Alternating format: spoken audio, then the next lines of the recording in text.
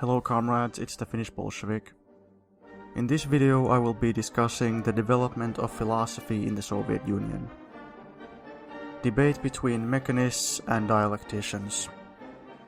In his book The New Man in Soviet Psychology, Raymond A. Bauer writes the following, quote, "The period of the 20s in Soviet Russia was marked by an extended controversy in science and philosophy over the relative merits of dialectical and mechanistic materialism.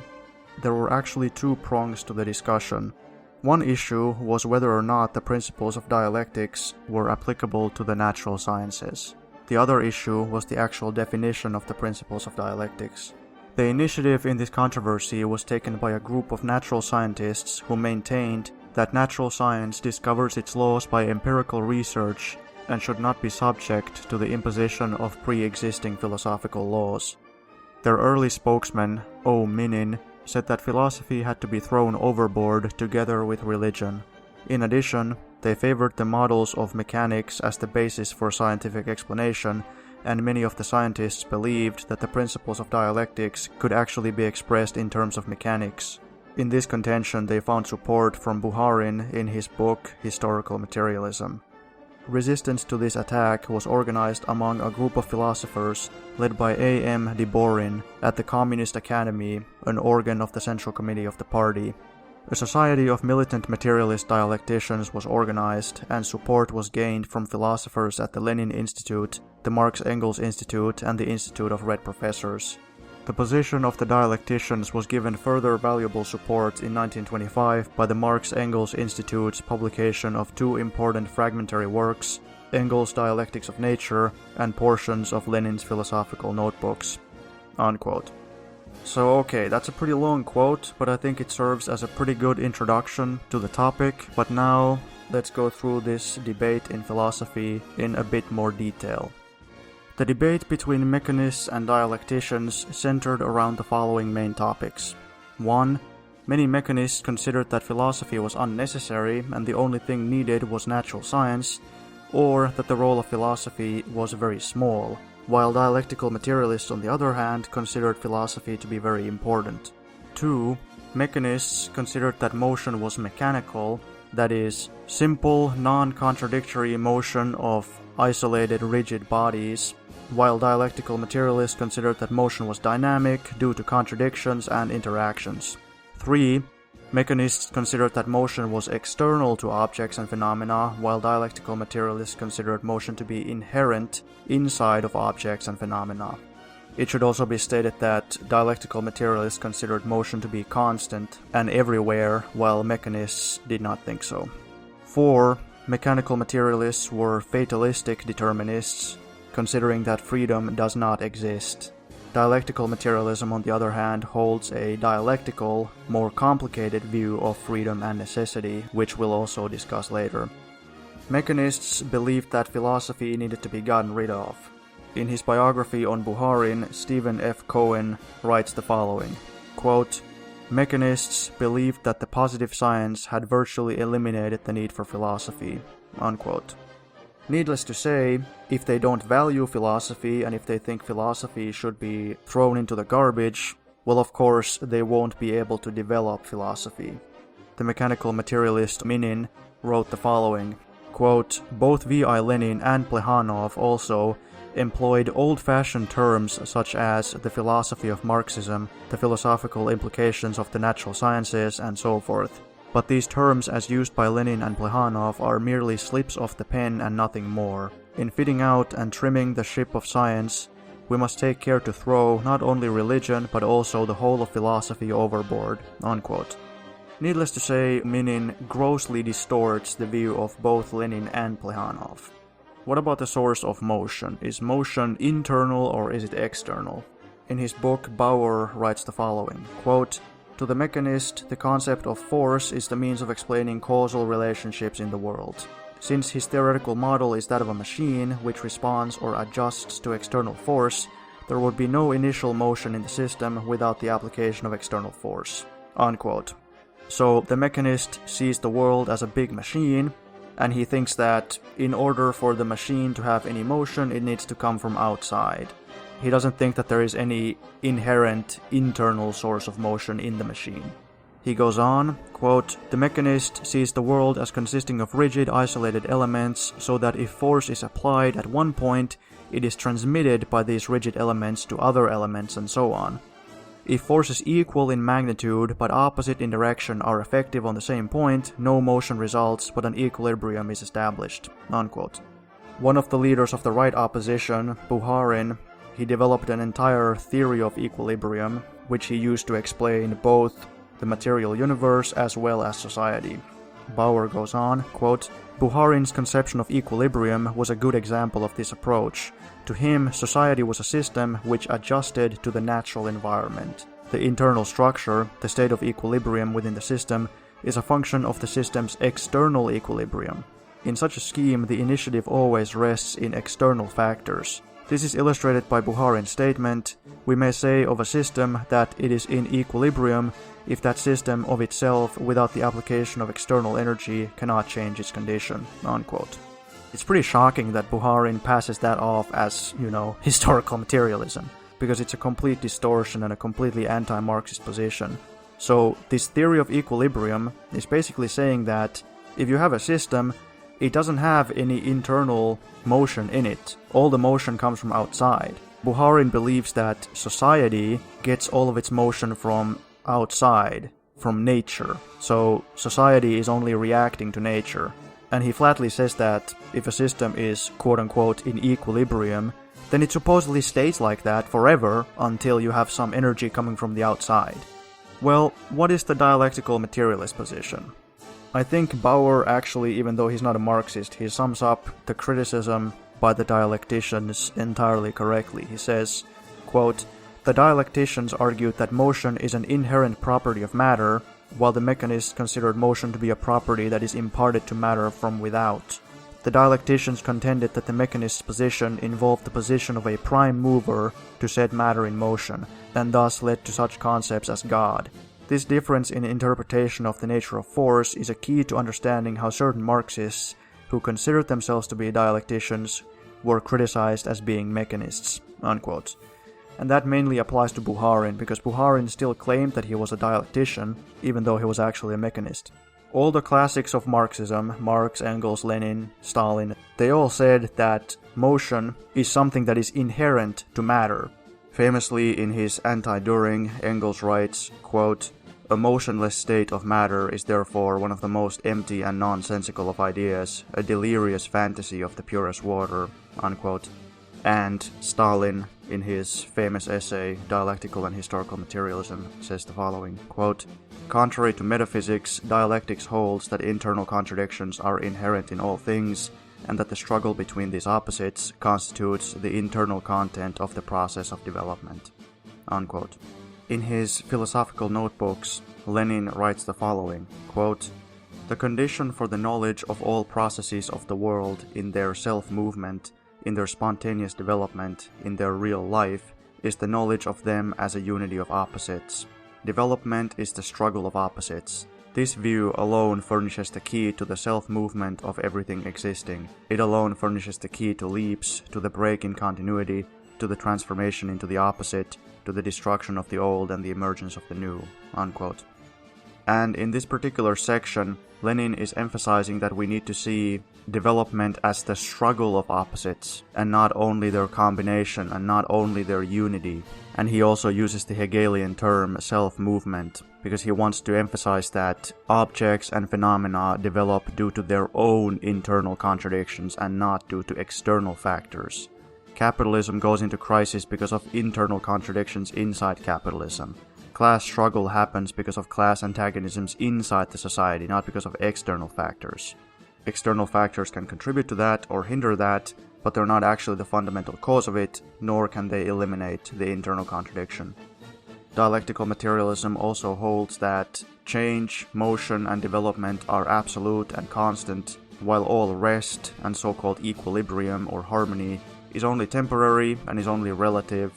In Anti-Dühring, Engels actually explains that rest is actually only a type of movement or a relationship between two kinds of movements. For example, if you're standing still, it may seem like you are at rest, but you are only at rest in relation to the planet, while the planet itself is spinning and moving, and even the galaxy is spinning and moving, but it feels like you are at rest because you're moving together with those things, so you are only at rest relative to those things.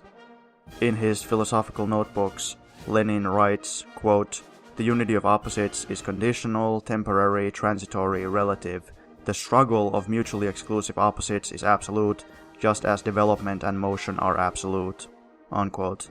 And Engels writes, quote, "All rest, all equilibrium is only relative." Unquote.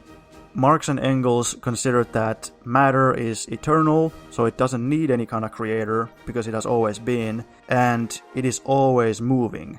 There's a law of nature known as the law of preservation of energy. Energy and matter cannot be destroyed or created, they can only change their form.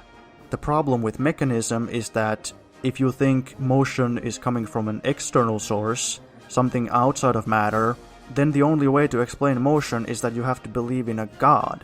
You have to believe that everything was completely motionless until some outside force, outside of the universe, outside of matter, such as a supernatural being, came there and then put everything in motion. But dialectical materialism doesn't need to think that, because dialectics thinks that motion is inherent in matter, and motion is due to contradictions. Okay, what about freedom, accident, and necessity? Well, this is what Bauer says again. Quote, "The mechanists were criticized for being rigid determinists. They argued that change or accident were merely the product of our ignorance.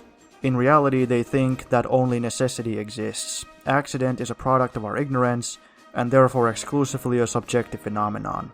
To the extent that the dialectic view of accident can be disentangled from Hegelian terminology, it is this.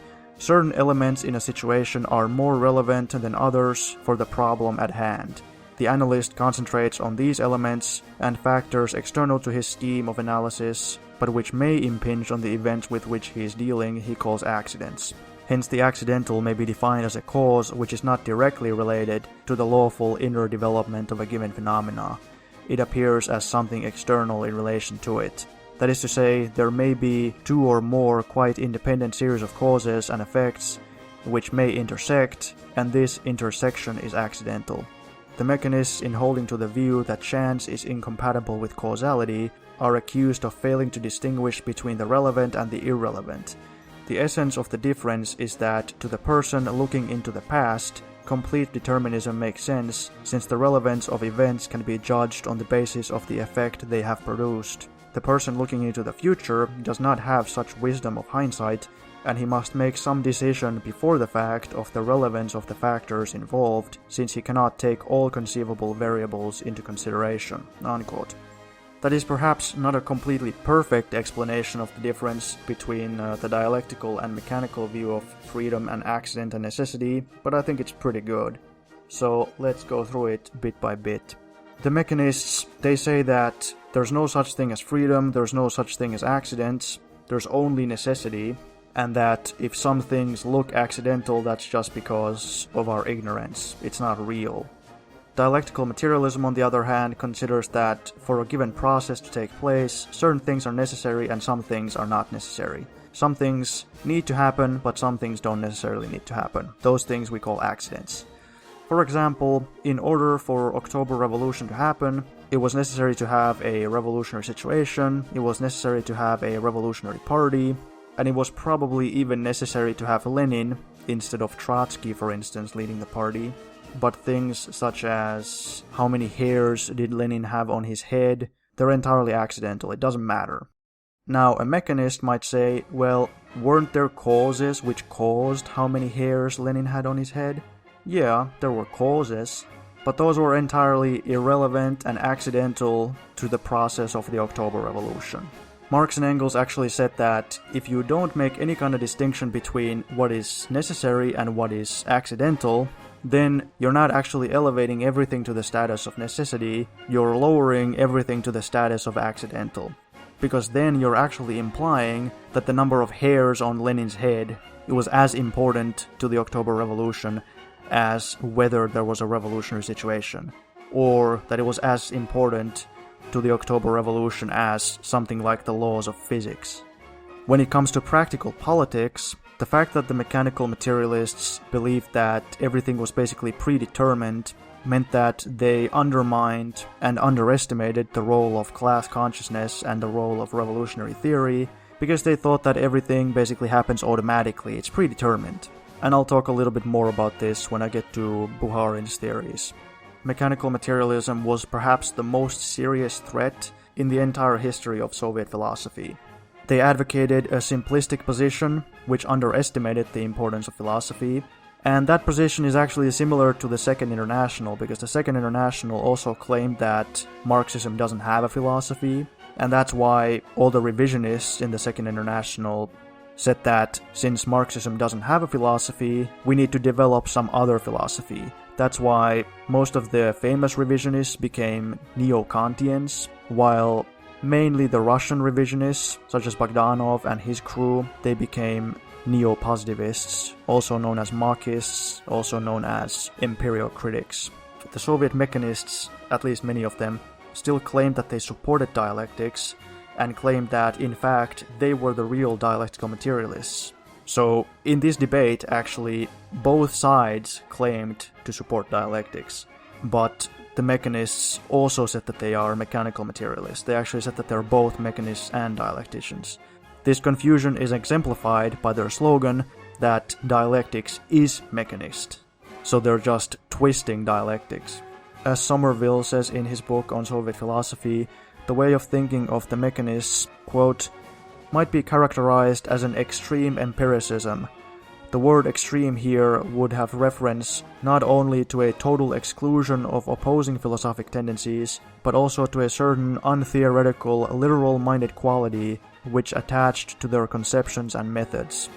Materialism to them meant a thorough reliance upon the methods and findings of experimental and exact natural science, which alone, in their view, was capable of coming to close grips with matter in its various phases. They did not hesitate to refer to themselves as mechanists, and to advocate the mechanistic terminology, not only in the philosophy of nature, but in the philosophy of history and society as well." Unquote. And if you think about the concept of matter in itself, how would a mechanist define what matter is? They would say, matter is particles, matter is energy. But those are just different forms of matter, those are not what matter actually is. It will be the same as asking, well, what is fruit? And then a person would say, well, fruit is apples and bananas and oranges. Well, those are a type of fruit, but they're not what fruit in general is. Matter is actually a philosophical category. Just by studying different forms of matter, you can never exhaust what matter actually is. Lenin says that matter is just the objective outside reality which we perceive through our senses. One of the leading mechanists, the future leader of the right opposition, Nikolai Bukharin, explicitly claimed that dialectics can be adequately explained mechanistically.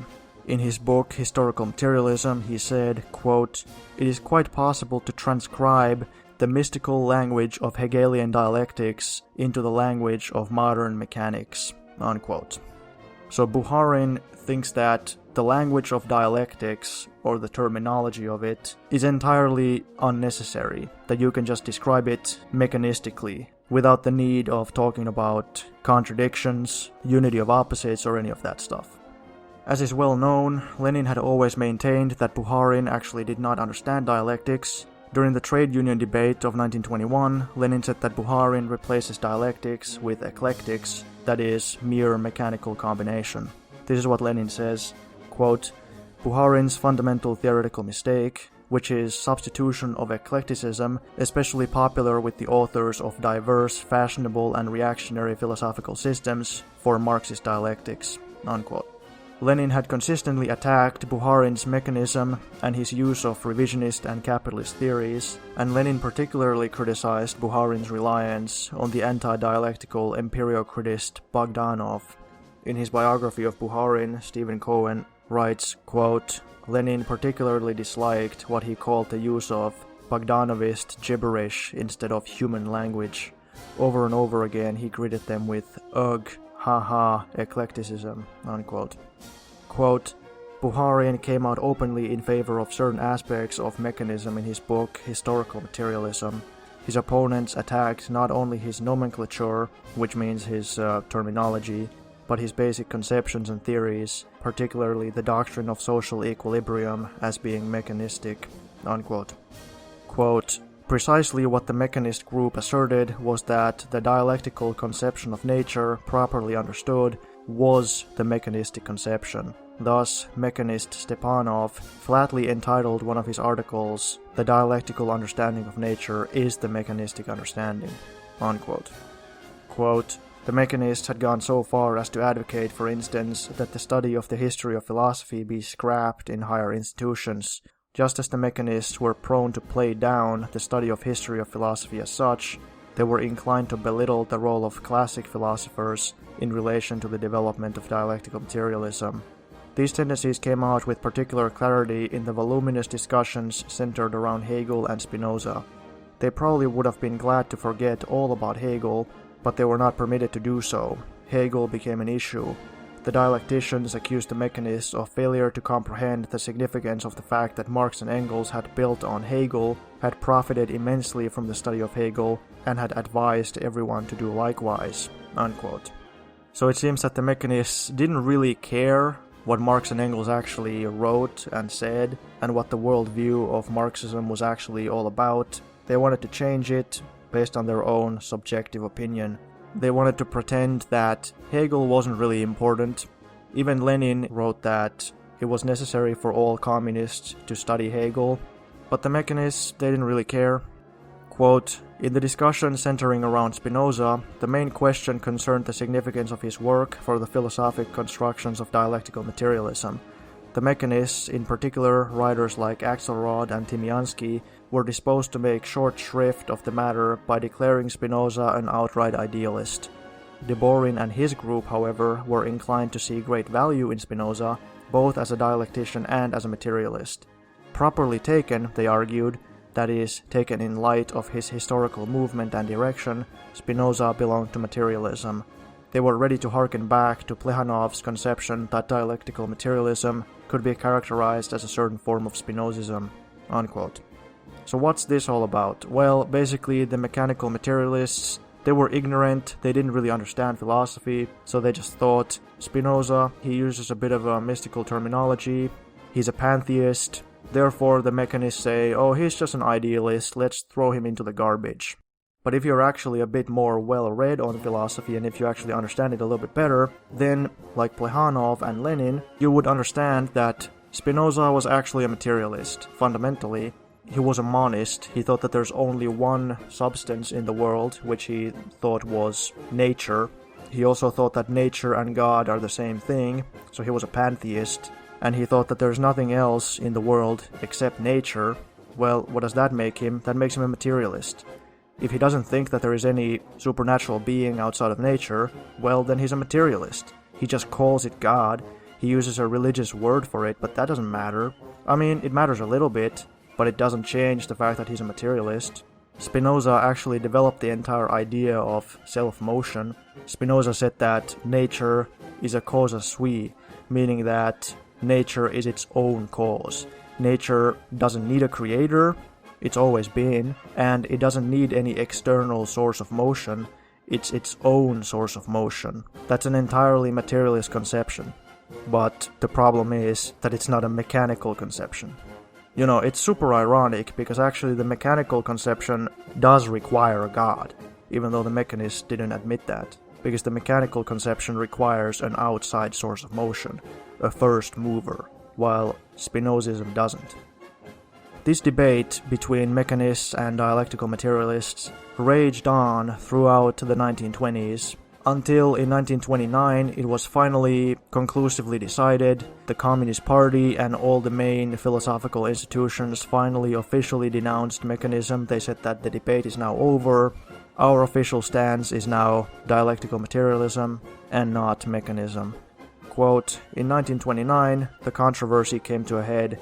The immediate occasion of the crystallizing of the two long-debated views was the meeting in April of the Second All-Union Conference of Marxist-Leninist Scientific Institutions.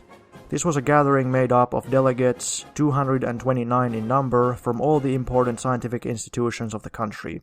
All the leading figures were present and took part in the debates. The leading report was delivered by Bukharin, and in the end, as part of its proceedings, the conference voted a resolution on it which acted as a kind of official condemnation of mechanism." Unquote. Points 6 and 7 of the resolution contained the direct and concrete reference to the mechanist position. Quote, "The most active revisionist philosophical tendency during latter years has been that of the mechanists, L. Axelrod, A.K. Timryatsev, A. Varyash, and others, carrying on what was in essence a struggle against the philosophy of Marxism-Leninism, not understanding the foundations of a materialist dialectics, substituting for revolutionary materialist dialectics a vulgar evolutionism, and for materialism, positivism, preventing, in point of fact, the penetration of the methodology of dialectical materialism into the realm of natural science. This tendency represents a clear departure from Marxist-Leninist philosophical positions. The conference considers it necessary to continue the systematic criticism and exposure of the mistakes of the mechanist school from the point of view of consistent Marxism-Leninism. The most important problems confronting the philosophy of Marxism-Leninism are the further development of the theory of dialectics and the thorough application of the method of dialectical materialism both in the field of social science and natural science. The crisis through which the contemporary theory of natural science is passing is a continuation of that crisis which has already been analyzed by Lenin. The present successes of natural science do not fit into the pattern of the old, mechanistic, formal logical theories. Here, bourgeois philosophy paralyzes itself, attempting to utilize the crisis in natural science for its own ends. However, a genuine solution of the fundamental difficulties of natural scientists can be attained only by applying the methods of materialist dialectics." Unquote. As Marx and Engels already said in their own time, the development of natural science disproved metaphysical and mechanical conceptions about objects being rigid and isolated and developing due to external causes. Lenin also said the same thing in his book Materialism and Empirio-Criticism, where he talks about the recent revolution in physics. Modern physics actually proved that atoms contain subatomic particles and that atoms can be split, and that matter can turn into energy. That debunked all the mechanistic views of the time, and a lot of the bourgeoisie said that, oh, well, that debunks materialism. It proves that matter actually becomes energy, therefore matter doesn't exist, or that matter becomes something spiritual. But Lenin said, no, it just proves that matter is not as simplistic as the mechanists believed. And as Gustav in his book on Soviet philosophy says, quote, "The appearance in 1925 of Engels' hitherto unpublished work, Dialectics of Nature, hardened the supporters of dialectical materialism. The dialecticians took yet further courage from the first publication in 1929 of Lenin's philosophical notebooks." Unquote. So, just as during the times of the Second International, when certain works of Marx and Engels had not yet been published, and it was therefore possible for people in the Second International to claim that actually Marxism doesn't have a philosophy. Similarly, because Engels' Dialectics of Nature had not been published, and because Lenin's philosophical notebooks had not been published, it was a little bit easier for the mechanists to claim that, no, actually Engels and Lenin, they were both mechanists. But once the truth was out, once Dialectics of Nature was published, once the philosophical notebooks was published, then it became so blatant that Lenin's views could not be described as mechanist in any way. Now let's talk about Bukharin's mechanistic theories. Quote, "The mechanists see something mystical, teleological in the notion of dialectic. Bukharin accused Marx and Engels of having bequeathed to the proletariat a world outlook by no means free from a certain teleological flavor which inevitably clings to the Hegelian formula which speaks of a self-development on the part of the spirit." So Bukharin accuses Marx and Engels of supposedly being mystical and teleological. He is in fact calling them idealists, because they talk about self-development of matter, and because they talk about contradictions. And imagine, He thinks that self-development of matter is mystical, but if you don't believe in a self-development of matter, well, that means that matter has to develop because of some reason outside of matter, but I guess he never thought of that. Wetter goes on, quote, "In spite of this, the mechanists themselves make use of the term dialectic, though interpreting it in their own mechanistic fashion. Bukharin proposes, in place of the so-called mystificatory dialectic, to found Marxism on the theory of equilibrium, which, quote, would constitute a more general formulation purged of idealist elements of the laws governing material systems in motion." So Bukharin flat out claims that Marx's formulation has idealist elements, and in order to get rid of those, we need to accept his absurd theory of equilibrium. Wetter goes on, quote, "One outcome of this basic conception is the denial of quality and of the emergence of new qualities. The mechanists taught that phenomena of higher order are attributable to those of lower order," unquote. Well, what does that mean? Well, in Anti-Dühring, Engels famously talks about the dialectical law of transformation of quantity into quality, which means that when you bring certain elements together, they create a qualitatively higher stage, such as if you have a bunch of non-living matter, but then you organize it in a certain way, then you get something which is alive. And life is a qualitatively higher phenomena than non-life. It's a new property which wasn't present in non-living matter. It's something new that has arisen. Or something like consciousness. Consciousness is not present in non-conscious things, but if you bring a bunch of non-conscious elements together in a certain way, then it can create consciousness. But the mechanists, they didn't accept that. They claim that all elements are actually reducible to more simple elements, which means that consciousness is somehow reducible to non-conscious matter. But that's a mistake in logic. Consciousness arises from non-conscious matter, but it's not reducible to non-conscious matter. If it was reducible to it, then that would mean that non-conscious matter is conscious, which is obviously not. People who deny qualitative differences in matter are also called vulgar materialists. And Marx and Engels, as is well known, were very much opposed to vulgar materialism. Quote, "In the social and political field, mechanism brought forward the theory of spontaneity. The latter represents a radical economic determinism, according to which socialism will come about automatically, spontaneously, by natural necessity, in the course of the social and political agrarian development of the national economy, in consequence of the socialization process in the towns, industrialization, without the intervention of the collective class will, without class warfare in the countryside, without an active struggle for the collectivization of the economy, the class war and the dictatorship of the proletariat thereby lose their significance." Unquote. So remember when I said that the mechanical materialists were basically fatalistic determinists? That's because they don't understand the dialectic between freedom and necessity, and when they apply that to social life and practical politics, it means that they deny the importance of class consciousness and action by the proletarian state, action by the proletarian class, and by the proletarian party, because they basically think that everything happens inevitably, automatically, all by itself. We don't need to do anything. In the mechanistic theory of Samotek, which I would translate as spontaneity or automatism, the idea that development happens automatically regardless of consciousness, quote, "We see the precise reason why mechanism finds no acceptance in Leninist Bolshevism. The mechanist thesis, which admits only of quantitative changes, leads to the denial of development by leaps and maintains that all such development is continuous. Evolution proceeds steadily and not in jerks. Mechanism therefore implies the elimination of class contradictions and avoidance of class struggle."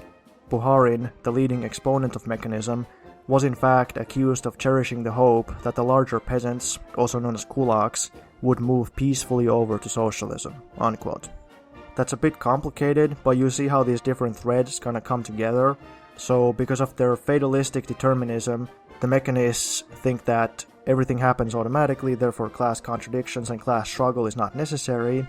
They also hold the vulgar materialist view that there's no qualitative changes, there's no qualitative leaps, there's only gradualism, which basically means that you don't need to have a revolution, you don't need to have a revolutionary change of society. Everything can just be smoothly solved through reformism and gradual reforms, which leads to Bukharin's idea that the rural capitalists, the kulaks, they would just peacefully, gradually, quote-unquote, grow into socialism without the need to overthrow them. One day I will make a whole separate video on Bukharin. I don't really have time to go into all of Bukharin's theories here, nor is it really necessary. This is just a general overview of dialectics versus mechanism in the USSR. Lastly, I'll talk about the fact that the mechanists were actually a very heterogeneous group of various kinds of revisionists. They were not all the same. I quoted various authors who stated that the mechanists were mostly natural scientists and not philosophers. This is true, but the group of mechanists did also include philosophers. Obviously, Bukharin is one of them. These mechanist philosophers were actually a very heterogeneous group of all kinds of revisionists, utopian socialists, etc. Quote, "The authors reckoned as mechanists themselves differed considerably in opinion from one another. The mechanists include both the vulgar materialists of the early Soviet regime, such as Minin and Engels, and natural scientists. Among the mechanist philosophers, the most prominent is Bukharin, who applied the philosophy of Bogdanov to historical materialism and political economy, and endeavored to supplant the materialist dialectics by his well-known theory of equilibrium. Finally, there are various other philosophers who are reckoned as mechanists, such as Axelrod and Sarabianov, of whom the latter, however, is more of a positivist or a subjective idealist, and Variash, who ranks as a disciple of Freud." Unquote. But that's not really such a contradiction, because Bogdanov himself was also an empirio-criticist, and as Lenin said, empirio-criticism is actually subjective idealism. So the fact that a bunch of these guys were mechanists but also actually subjective idealists, well, that's not so unusual, that's just how these things go. Trotsky also supported not only Freud but also a mechanistic view of society. As Bauer says, quote, "Trotsky favored a fusion of Freudian theory and Pavlovian method," unquote. And Wetter says, quote, "Minin also draws attention to a further affinity on Trotsky's part towards mechanism, rightly detecting in him opinions symptomatic of mechanistic materialism.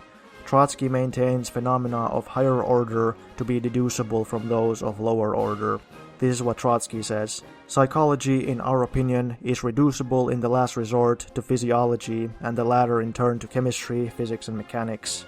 The same may be said of sociology. Society is just as much a product of the development of primary matter as the crust of the earth or an amoeba. Thus it is that scientific thought, with its diamond drill methods, can penetrate from the most complex phenomena of social ideology to matter and its constituent elements, the particles and their physical and mechanical properties." Unquote. So Trotsky says that psychology and consciousness is reducible to non-conscious matter and even to non-living matter, and he says that even society is actually reducible to non-living matter. So he denies that society is actually qualitatively different from nature outside of society, which is an entirely anti-Marxist position. Finally, quote, "The victory of the dialecticians was announced in April 1929, the same month in which Bukharin and other members of the right opposition were stripped of much of their political power." Unquote. In the end, some of the mechanists actually did realize their mistakes and corrected themselves. For example, the physicist A.K. Timryatsev went on to have a very successful career as a scientist and a communist. Ivan Skvortsov-Stepanov died in 1928, right before the official condemnation of mechanism, and Stalin praised him at his funeral. Quote, "Staunch and steadfast Leninist, Comrade Skvortsov-Stepanov devoted his whole life of brilliant labor to the cause of the victory of the dictatorship of the proletariat." Unquote. Bukharin never corrected his erroneous and opportunist views. Furthermore, soon after the defeat of the mechanists, the leader of the dialecticians, A.M. Deborin, and in fact the entire Deborin school, were in turn criticized for idealist and semi-Menshevik mistakes. But that will have to be the topic of the next episode.